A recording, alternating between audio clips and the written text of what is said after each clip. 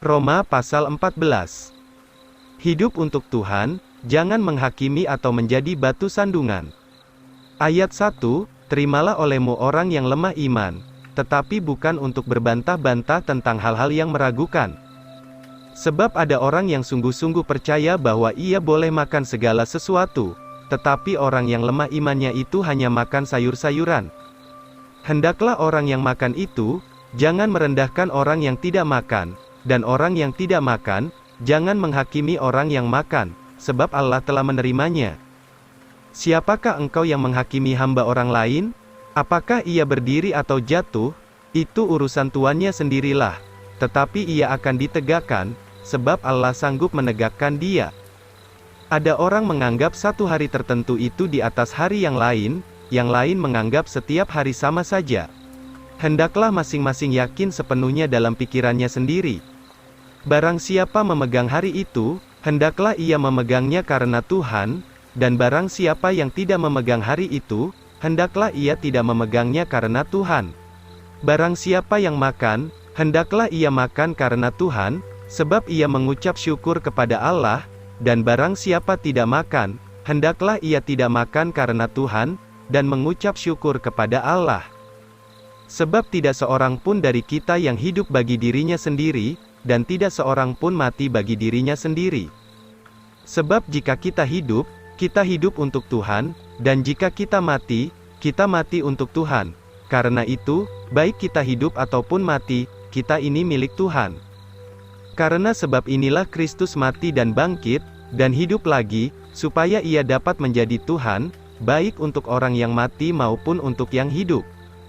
Tetapi mengapakah engkau menghakimi saudaramu, atau mengapa engkau menghina saudaramu? Sebab kita semua akan berdiri di hadapan kursi pengadilan Kristus. Sebab ada tertulis, karena aku hidup, kata Tuhan, setiap lutut akan bertelut kepadaku, dan setiap lidah akan mengaku kepada Allah. Maka dengan demikian, masing-masing kita akan memberi pertanggungjawaban dari dirinya sendiri kepada Allah. Karena itu, janganlah kita menghakimi satu sama lain lagi, melainkan lebih baik kamu memutuskan ini, jangan seorang pun menaruh batu sandungan, atau suatu sebab yang menyebabkan saudaranya jatuh di dalam jalannya. Makan minum yang meragukan. Ayat 14, saya tahu dan diyakinkan di dalam Tuhan Yesus, bahwa tidak ada suatu pun yang menjadi najis sendiri, tetapi bagi orang yang menganggap apa saja najis, maka baginyalah hal itu najis. Tetapi jika saudaramu berduka cita oleh sebab makananmu, maka kamu tidak lagi berjalan dalam kasih. Janganlah oleh makananmu orang itu binasa, yang untuknya Kristus sudah mati. Sebab itu janganlah yang baik bagimu dikatakan jahat. Sebab kerajaan Allah bukanlah makanan dan minuman, melainkan kebenaran, dan sejahtera dan sukacita di dalam Roh Kudus. Sebab barang siapa melayani Kristus di dalam hal-hal ini, ia berkenan kepada Allah dan diterima oleh manusia. Karena itu, marilah kita mengejar hal-hal yang mendatangkan sejahtera, dan hal-hal yang olehnya seorang dapat membangunkan orang lain. Janganlah merusakkan pekerjaan Allah karena makanan. Segala sesuatu adalah halal, tetapi itu menjadi jahat bagi orang yang makan dengan syak. Baiklah jangan makan daging atau minum anggur, atau apa saja yang olehnya saudaramu tersandung, atau mendatangkan kesalahan, atau menjadi lemah.